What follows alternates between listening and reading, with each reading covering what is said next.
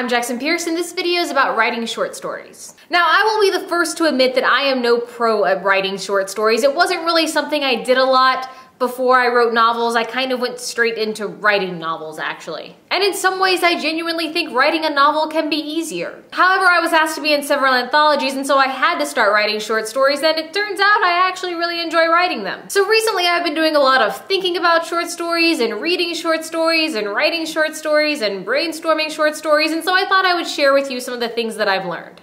Alright, so here we go. Tips on writing short stories. Number one, this is from a friend of mine. It is okay to tell and not show in a short story. Because you're dealing with a limited amount of space, and so you don't necessarily have time to sort of slowly, meticulously, quietly build up a character's backstory. You really sometimes just need to say, you know, Julie's dad is really weird, or Steven went skydiving. Number two, don't try to be all things to all people. Understand that a short story is a single moment in time. One problem with one solution. You don't need to go into, you know, what color the horse was or how many cars he has or a really intricate subplot. There's no time for that. It's a short story. Number three, outlines are a beautiful thing.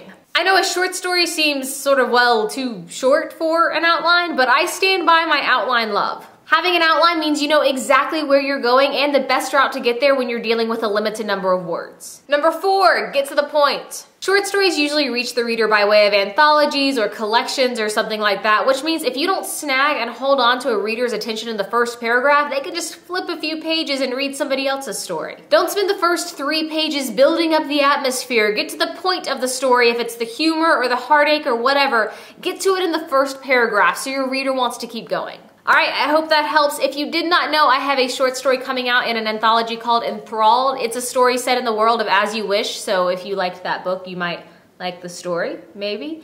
But yeah, it comes out on September 20th, and I am very excited. There is a link somewhere below, and I will see you on Friday.